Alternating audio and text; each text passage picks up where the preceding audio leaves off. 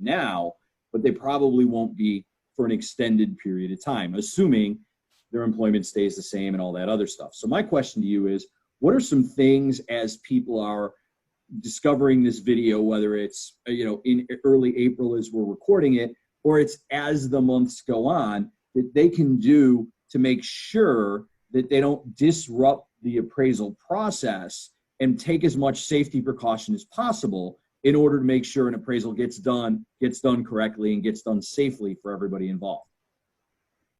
Yeah, so basically right now, most appraisers are reluctant to go out their properties for safety, their own safety, and obviously the safety of the occupants of any particular home. So, and so just recently, several of the GSEs have allowed alternative appraisals. Essentially, what that is, it's technically called a desktop appraisal.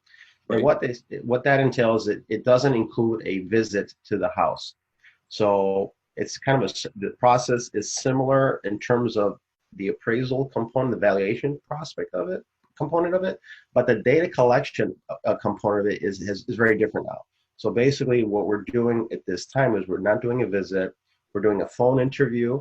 That could be a phone interview. We're getting a description of the property, what kind of rooms you have on any particular level, what kind of flooring, what kind of bathrooms, kind of finishes in the bathroom, kitchen as well.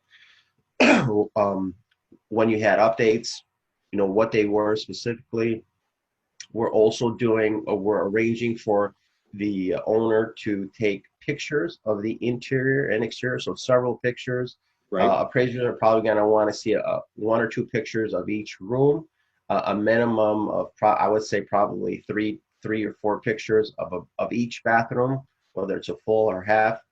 Minimum, I would probably say minimum of 5 pictures in every kitchen.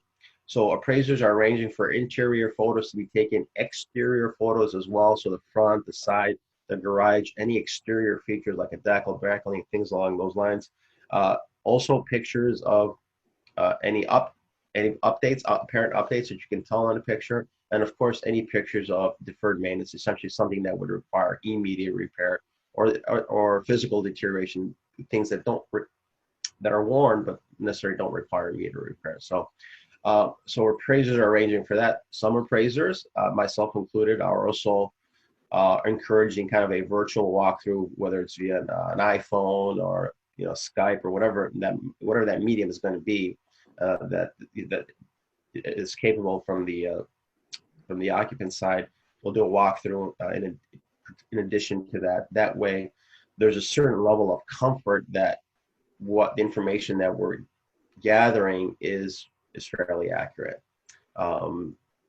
So those are some of the things. We're also going to be relying on prior listings of our property. So right now, all those listings that were on the market, they all got canceled. So if any of those come up for an appraisal, in the near future, we'll just pull that listing information and extract information from there as well.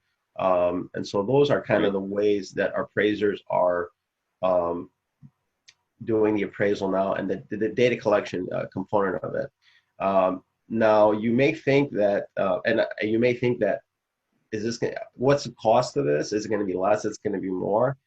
Now this is going to depend probably on your appraiser, but I think the amount of work is probably going to be about the same, maybe slightly less, because there is quite a bit of back and forth.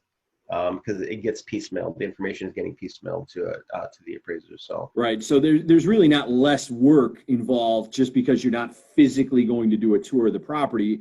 And I think, John, that's probably because, correct me if I'm wrong, you're in a situation where you're supplementing your own tour of the property with this other data gathering that relies on the consumer or the seller. I guess would not be the consumer in a regular real estate transaction.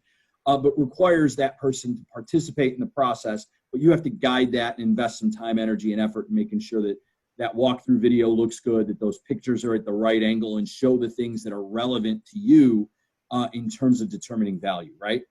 Yeah, absolutely. Spot on. Cool.